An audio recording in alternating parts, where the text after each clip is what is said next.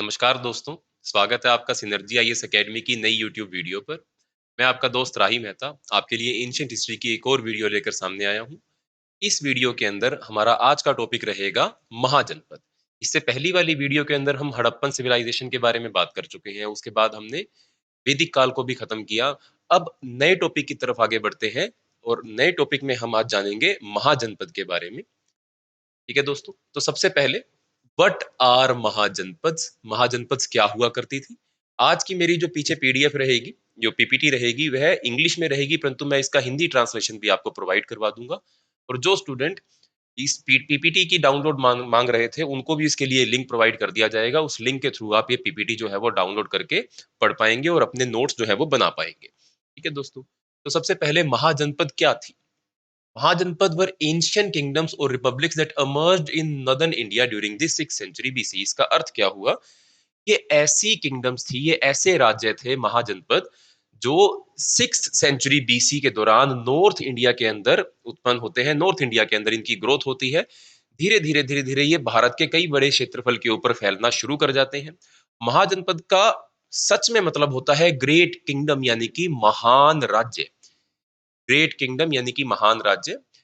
यह ऐसे राज्य थे, यह ऐसे जनपद थे जो 6ठी शताब्दी ईसा पूर्व भारत के उत्तर हिस्से के अंदर हमको देखने को मिलते हैं। वैदिक काल के बाद हमको यह देखने को मिलते हैं। और वही वैदिक कल्चर, वही वैदिक संस्कृति जो है वो इन महाजनपद के अंदर समा जाती है। और ये वैदिक धर्म को और वैदिक धर्म के अंदर मौजूद जितनी भी सांस्कृतिक विरासतें थी, उनको अपने अंदर समा लेते हैं। और देखते ही देखते भारत की भूमि के ऊपर छोटे छोटे राज्य, छोटे छोटे जनपद जो है वो उत्पन्न होते हैं। उनमें से, उन जनपद में से वह जनपद जो बहुत ज्यादा शक्तिशाली हो जाते हैं, जो बहुत ज्यादा पावरफुल हो जाते हैं, उनका नाम रखा जाता है महाजनपद। ठीक है दोस्तों, अब इनकी ज्योग्राफिकल लोकेशन क्या थी। टोटल 16 महाजनपद भारत के अंदर बने इस समय में। और इन 16 महाजनपद में से ज्यादातर जो थे वह आज के बिहार एवं उत्तर प्रदेश के इलाके के अंदर फैले हुए थे। इसके साथ साथ दो टाइप के महाजनपद हमको देखने को मिले। कुछ महाजनपद ऐसे थे जो कि मोनार्कियल थे और कुछ महाजनपद ऐसे थे जो कि रिपब्लिक थे। कुछ ऐसे थे जो राजवंश में बिलीव रखते थे, जिनके अंदर राजा जो था वो हेरिडिटरी हुआ करता था, यानी कि पिता के बाद पुत्र राजा बनेगा, मोनार्की। कुछ ऐसे भी थे जनपद, महाजनपद जो रिपब्लिकल थे, यानी कि जिनके अंदर राजा को चुना जाता था। राजा को चुनने के लिए वोटिंग करने का एक तरीके का सिस्टम जो था इन्होंने स्थापित किया हुआ था। तो दो तरीके के महाजनपद थे। एक महाजनपद जो मोनार्किस थे और दूसरे महाजनपद जो रिपब्लिक्स थे। इनके बारे में हमें पता कहाँ से लगता है, सोर्स कहाँ से मिलता है हमको। इनकी इंफॉर्मेशन हमको दी है बुद्धिज्म के एक लिटरेचर जिसका नाम है अंगुत्र निकाय, जो कि बुद्धिस्ट लिटरेचर सुत्त पिटक का पार्ट है। उस अंगुत्र निकाय नाम के एक अध्याय के अंदर 16 महाजनपदों को मेंशन किया गया है। इसके साथ साथ महावस्तु, यह भी एक बुद्धिस्ट किताब है। इस बुद्धिस्ट किताब के अंदर भी महाजनपद के बारे में मेंशन किया गया है। ये कहाँ पर थे, इनकी कैपिटल कौन थी, इनके राजा कौन थे, किस महाजनपद की किस जनपद के साथ लड़ाई थी, किस महाजनपद को किस जनपद ने कैप्चर किया। इस प्रकार की बेसिक इंफॉर्मेशन पहले तो हमको अंगुत्र निकाय के अंदर देखने को मिलती है और दूसरी हमको महावस्तु के अंदर देखने को मिलती है। यह दोनों ही बुद्धिस्ट सोर्स है। तीसरा सोर्स है हमारे पास भगवती सूत्र, जो कि एक जैनी सोर्स है, एक जैनी लिटरेचर का पार्ट है, जिसके अंदर सभी महाजनपदों के बारे में, उनकी लोकेशन के बारे में मेंशन किया गया है। ठीक है दोस्तों, तो ये है महाजनपद, इनका ज्योग्राफिकल लोकेशन और इनके सोर्सेज, जहां से हम इनके सोशल, पॉलिटिकल और इकोनॉमिक कंडीशन के बारे में जानते हैं, पढ़ते हैं, वो है। अब आगे बढ़ते हैं नेक्स्ट स्लाइड की ओर हमारी। तो महाजनपद टोटल हमारे पास 16 महाजनपद थे। ये कहां कहां पर मौजूद थे, पहले इनकी बेसिक इंफॉर्मेशन लेते हैं, फिर इनका एक मैप हम देखेंगे कि कौन सा महाजनपद भारत के भौगोलिक क्षेत्र के अंदर कहां पर मौजूद था।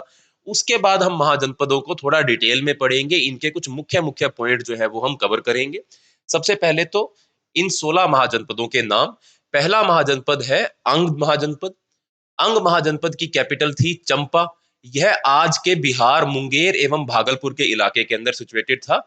तो पहला महाजनपद हुआ अंग, कैपिटल इसकी चंपा, और यह आज के बिहार में मुंगेर एवं भागलपुर के एरिया के अंदर सिचुएटेड था।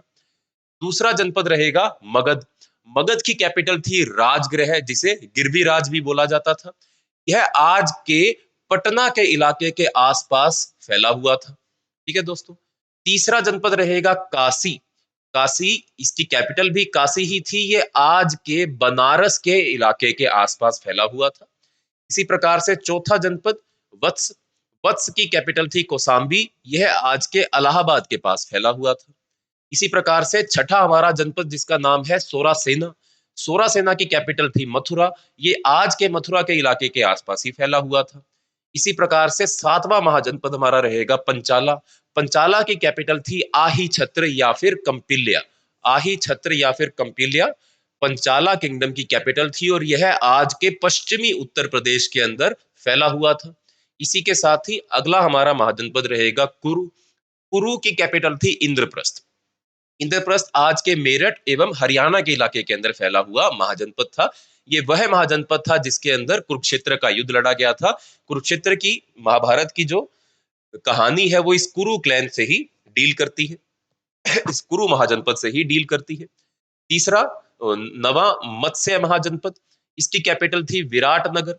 ये आज के जयपुर के इलाके के आसपास फैला हुआ था। 10वां हमारा महाजनपद रहेगा छेदी महाजनपद। इसकी कैपिटल थी सोथीबती या फिर बांदा। यह आज के बुंदेलखंड के इलाके के अंदर फैला हुआ था। बुंदेलखंड का इलाका यानी कि दक्षिणी उत्तर प्रदेश एवं उत्तरी मध्य प्रदेश। इसके साथ ही हमारा 11वां महाजनपद अवंती। अवंती की कैपिटल थी उज्जैन एवं महेशमती। दो कैपिटल थी अवंती की। यह आज के मध्य प्रदेश एंड मालवा के इलाके में फैला हुआ था। इसी प्रकार गंधार, गंधार की कैपिटल थी तक्षशिला। ये रावलपिंडी, आज के पाकिस्तान के रावलपिंडी शहर के आसपास के इलाके में फैला हुआ था।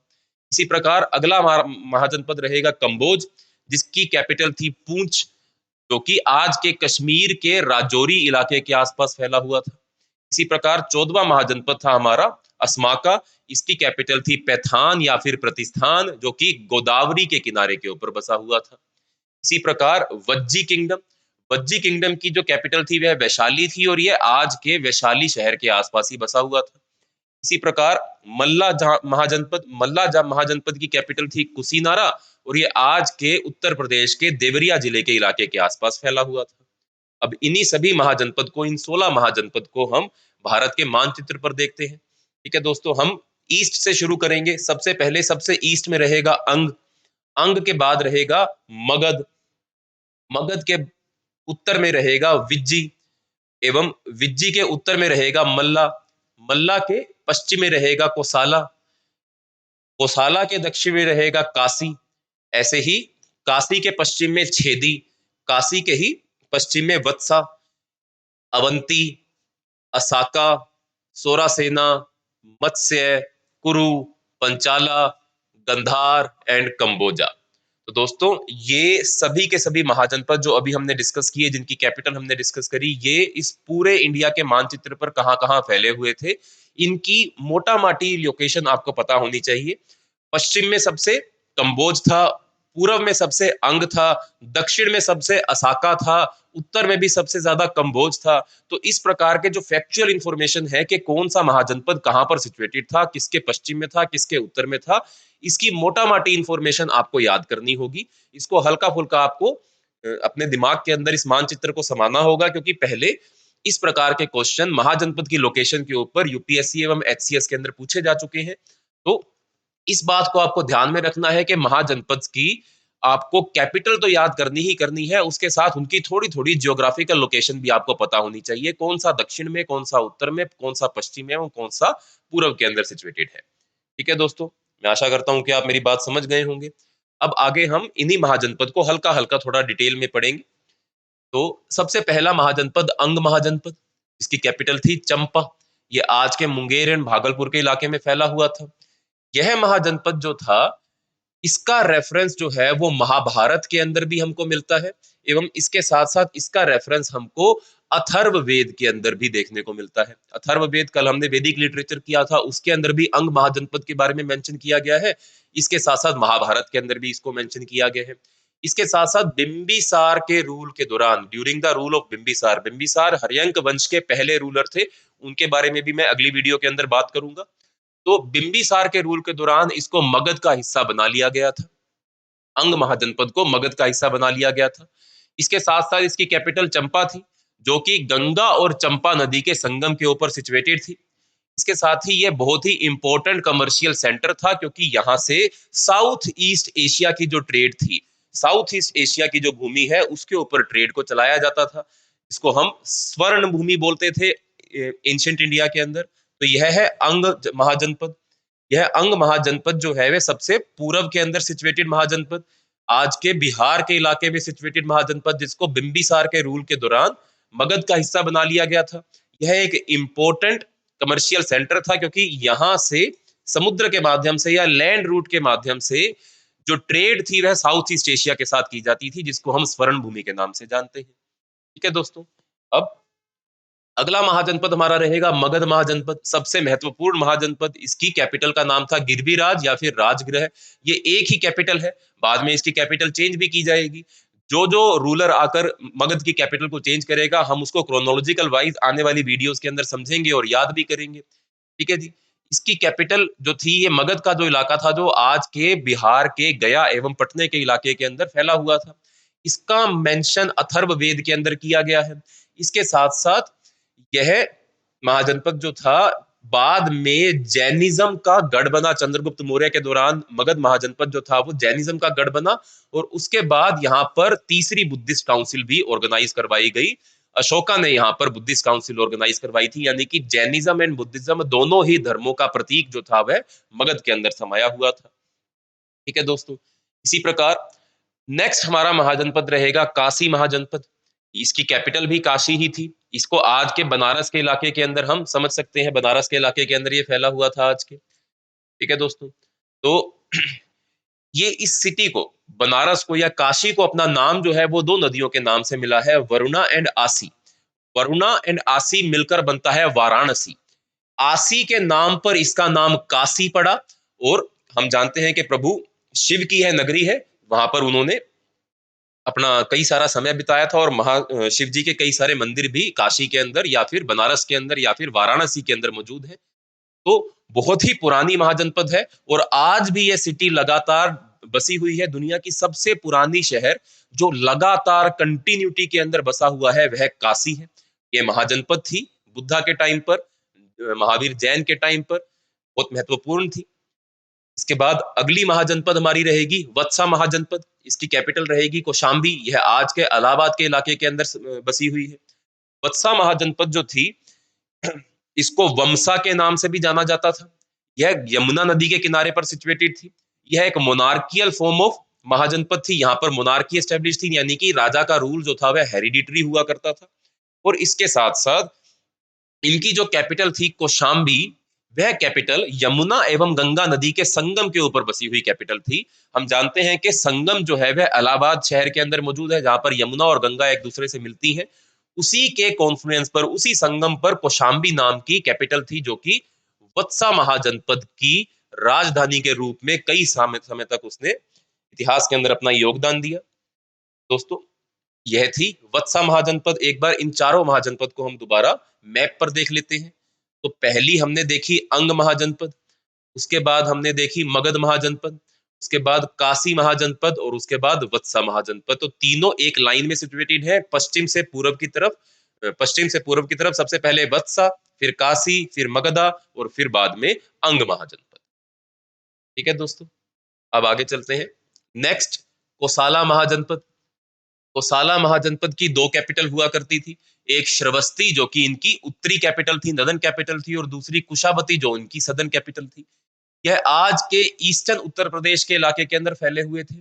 ये एक सेंट्रल सिटी थी, बिल्कुल बीचों बीच, सभी महाजनपद के बीचों बीच कोसाला किंगडम बसी हुई थी। और कोसाला किंगडम जो थी वो एक सेंट्रल सिटी के रूप में, एक मेजर सिटी के रूप में डेवलप हुई, क्योंकि पश्चिम और पूर्व दोनों से ही इनकी कनेक्टिविटी थी, जिसके चलते यहाँ पर ट्रेड या इकोनॉमिक एक्टिविटीज जो थी बहुत ज्यादा थी, आर्थिक विस्तार इनका बहुत ज्यादा था, ये व्यापार के लिए बहुत ज्यादा प्रचलित थे। ठीक है। इसके चलते ट्रेड एंड बिजनेस ने इनको बहुत ज्यादा ख्याति दिलवाई छठी शताब्दी के अंदर, जिसके चलते यहाँ पर जो राजा थे वह ट्रेड पर टैक्स लगाकर काफी अमीर हो पाए, और कोसाला किंगडम को उन्होंने काफी ज्यादा रिच बनाया, काफी ज्यादा पावरफुल बनाया, और एक अच्छी सेना उन्होंने एस्टेब्लिश करी। इसके साथ साथ बुद्धा के राइज के बाद, बुद्धा के जन्म के बाद, गौतम बुद्धा के आने के बाद जो उडयन नाम के रूलर थे, उन्होंने बुद्धिज्म को अपना स्टेट रिलीजन बना लिया था और उन्होंने कोसाला को भी काफी कुछ बुद्धिस्ट आर्किटेक्चर के रूप में प्रोवाइड किया था। इसके साथ ही यह आज के मॉडर्न अवध के रीजन के अंदर सिचुएटेड है। उत्तर प्रदेश के अंदर आज का अवध का रीजन यानी कि लखनऊ का रीजन जो है वो गोमती नदी के किनारे पर बसा हुआ जो रीजन है, वहां पर कोशाला किंगडम मौजूद थी। ठीक है। जो सबसे महत्वपूर्ण हमारे रामलला की शहर अयोध्या, वो भी कोसाला किंगडम के अंदर ही आता था, जो कि रामायण की एक सबसे प्रसिद्ध नगरी है, पूरे देश की सबसे प्रसिद्ध नगरी है। वह महाजनपद पीरियड के दौरान कोसाला किंगडम का पार्ट हुआ करती थी। ठीक है जी। इसके साथ साथ कोसाला किंगडम का जो पार्ट था, वह जो महात्मा बुद्ध थे, जो गौतम बुद्ध थे, गौतम बुद्ध की जो ट्राइब थी, शाक्या ट्राइब, गौतम बुद्ध जो थे उनका जन्म लुम्बिनी में हुआ था, कपिला वस्तु लुम्बिनी में हुआ था उनका जन्म। एवं साक्याज ऑफ कपिला वस्तु यह कोसाला किंगडम का ही पार्ट था, यानी कि गौतम बुद्धा का जुड़ाव लुम्बिनी कपिला वस्तु से भी था एवं उसके साथ साथ कोसाला से भी उनका जुड़ाव था। इस प्रकार का एक सवाल जो था वो यूपीएससी एवं एचसीएस में पूछा गया था, यूपीएससी में पूछा गया था, जिसके अंदर पूछा गया था आपसे कि इनमें से कौन कौन सी किंगडम से गौतम बुद्ध जो थे वह जुड़े हुए थे। तो लुम्बिनी में तो उनका जन्म ही हुआ था, साक्या ट्राइब को वो बिलोंग करते थे। जो कपिला वस्तु ये क्लैन जो थी, यह कोसाला किंगडम का पार्ट थी, यानी कि गौतम बुद्धा कोसाला से भी जुड़े हुए थे। तो वो ऑप्शन भी आपको टिक करना था, उसको भी आपने राइट मार्क करना था उस क्वेश्चन के अंदर। इसके साथ साथ कोसाला किंगडम के एक महत्वपूर्ण राजा थे प्रसन्नजीत, जो कि बुद्धा के कंटेम्पररी थे। जब बुद्धा जीवित थे तब प्रसन्नजीत जो थे वो कोसाला के ऊपर रूल कर रहे थे। ठीक है दोस्तों। तो कोसाला का जो जुड़ाव है वह अयोध्या के साथ, प्रभु राम के साथ भी है। कोसाला का जुड़ाव गौतम बुद्ध के साथ भी है। अब अगली महाजनपद की तरफ बढ़ते हैं। अगली महाजनपद का नाम रहेगा सोरासेना। सोरासेना की कैपिटल थी मथुरा। यह आज के पश्चिमी उत्तर प्रदेश के अंदर बसी हुई थी। इसके साथ साथ यह कृष्ण वर्शिप का बहुत ही महत्वपूर्ण स्थल बना बाद में।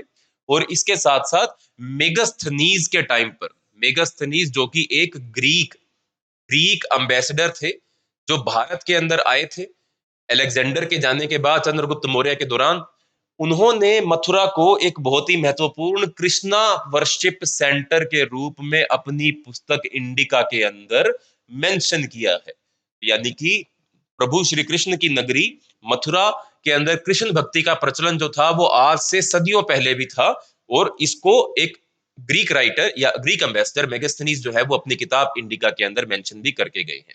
इसके साथ साथ बुद्धा का भी, बुद्धिज्म का भी यहाँ पर काफी ज्यादा बढ़ाव चढ़ाव था। बुद्धिस्ट लोग भी इसको, बुद्धिस्ट पॉपुलेशन भी यहाँ पर काफी ज्यादा रहती थी।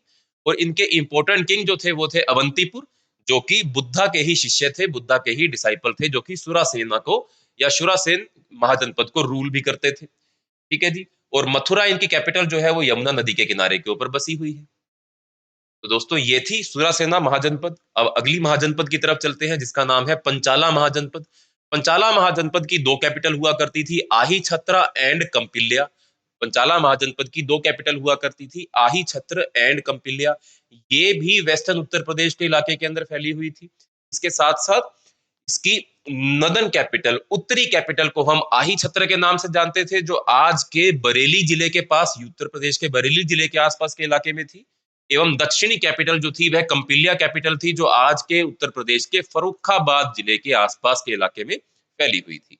इसके साथ साथ इनकी सबसे फेमस सिटी जो थी वह कन्नौज थी, जो पंचाला किंगडम के अंदर ही सिचुएटेड थी। और पंचाला किंगडम ने पहले तो मोनार्की सिस्टम को अपनाया और बाद में वो रिपब्लिकन सिस्टम के ऊपर शिफ्ट हो जाते हैं।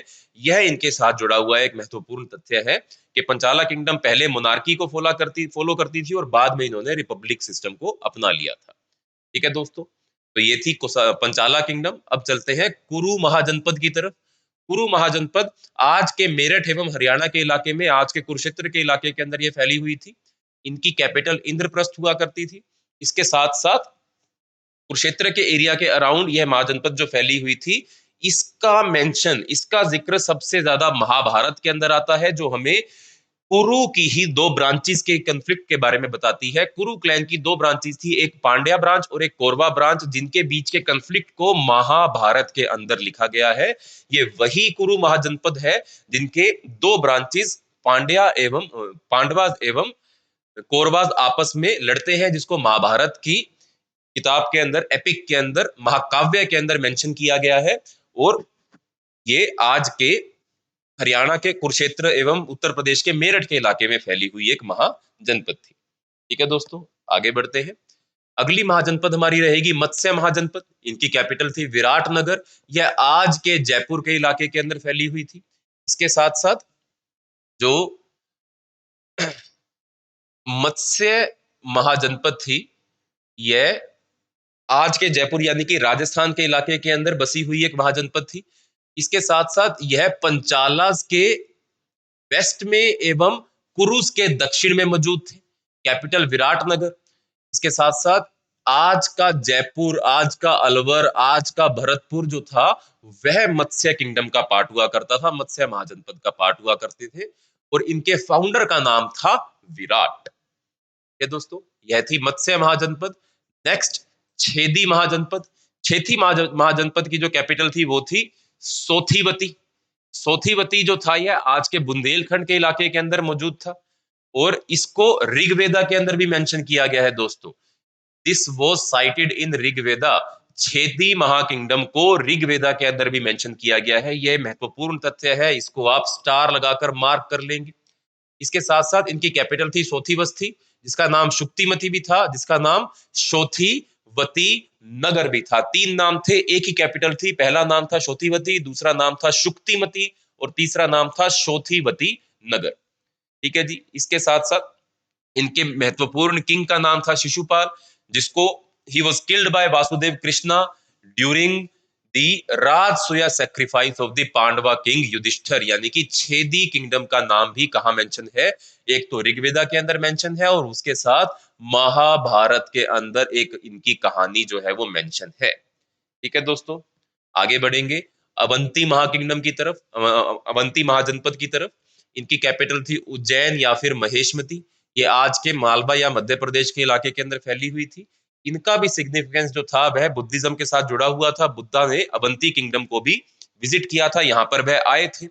इसके साथ साथ दो कैपिटल थी इनकी। उत्तरी कैपिटल को इनकी उज्जैन बोला जाता था एवं दक्षिणी कैपिटल को इनकी महेशमती बोला जाता था।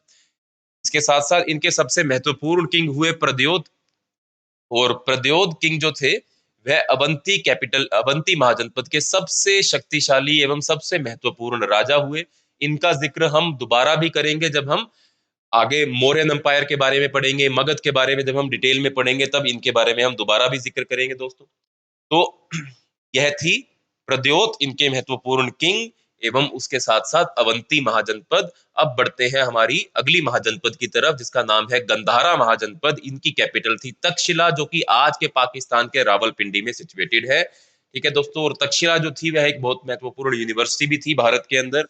तक्षशिला, नालंदा एंड विक्रमशिला, यह तीन सबसे महत्वपूर्ण यूनिवर्सिटी थी एंशिएंट इंडिया के अंदर, जो समय समय पर भारत के अंदर बहुत महान दार्शनिक एवं बहुत महान विचारक, लेखक, राइटर, साइंटिस्ट ये सब प्रोड्यूस करती हैं। ठीक है, तो तक्षशिला गंधारा महाजनपद की कैपिटल, यह आज के पेशावर एवं रावलपिंडी के इलाके के आसपास फैली हुई। इसके साथ साथ गंधारा को अथर्व वेद के अंदर मेंशन किया गया है। और यहाँ के लोग जो थे वह लड़ने की कला में काफी ज्यादा महारत हासिल कर चुके थे। यह काफी अच्छे प्रकार के लड़ाके थे, आर्ट ऑफ वार ये जानते थे। इसके साथ सबसे महत्वपूर्ण किंग इनके हुए पुष्कर सरिन। पुष्कर सरिन सबसे महत्वपूर्ण किंग थे गंधारा महाजनपद के। ठीक है दोस्तों, तो यह थी सभी महत्वपूर्ण महाजनपद। इनमें सबसे महत्वपूर्ण महाजनपद जो थी वह मगध महाजनपद थी। मगध के इलाके के अंदर ही मौर्यन एडमिनिस्ट्रेशन या मौर्यन एम्पायर का गठन हुआ। वहीं पर मौर्यन एम्पायर जो था वह अपनी चरम सीमा पर पहुंचता है। अपने आप को पूरे देश की सीमाओं को कैप्चर करने के लिए मगध से ही वह स्टार्ट करता है अपनी लड़ाई। एवं धीरे धीरे धीरे धीरे मौर्यन एम्पायर मगध के इलाके से निकलता हुआ बहुत बड़े भूभाग के ऊपर अपना अधिकार जमा लेता है। तो मगध सबसे महत्वपूर्ण महाजनपद थी। मगध के इलाके में ही मौर्यन एम्पायर का जन्म हुआ और मौर्यन एम्पायर ने लगभग पूरे देश के इलाके के ऊपर अपने कंट्रोल किया, जिसके सबसे महत्वपूर्ण किंग जो थे वो चंद्रगुप्त मौर्य थे। उसके साथ साथ सम्राट अशोक भी मौर्यन एम्पायर से ही जुड़े हुए थे। तो दोस्तों अगली वीडियो के अंदर हम मौर्यन अंपायर एवं मगध के बारे में जानेंगे और उसके साथ-साथ महाजनपदों के बाद मौर्यन अंपायर जब एस्टेब्लिश हुआ, मगध जब एस्टेब्लिश हुआ, तब उस दौरान यहाँ की पॉलिटिकल, इकोनॉमिक स्थितियाँ कैसी थी, धर्म के अंदर क्या बदलाव आए थे, उन सभी एनालिटिकल पॉइंट ऑफ व्यू को भी हम अगली वीडियो के अंदर कवर करेंगे, जब हम क्रोनोलॉजिकल वाइज आगे बढ़ेंगे, मगध को पढ़ेंगे और मौर्यन एडमिनिस्ट्रेशन, मौर्यन अंपायर के बारे में भी हम जानेंगे। क्या दोस्तों, आज की वीडियो में इतना ही रहेगा। मैं आशा करता हूँ कि आप इस वीडियो को देखकर अपने अच्छे से नोट्स बना रहे होंगे। आपको पीडीएफ भी दे दी जाएगी इस वीडियो से रिलेटेड, और मैं चाहता हूं कि उस पीडीएफ को डाउनलोड करके प्रिंट करके आप ये वीडियो दोबारा देखें और अपनी पीडीएफ अपने प्रिंटेड नोट्स के अंदर भी अन्य इंफॉर्मेशन जो वीडियो में मैं आपको बताता हूं वो भी नोट कर ले, अपने नोट्स आप खुद तैयार करने स्टार्ट कर दें।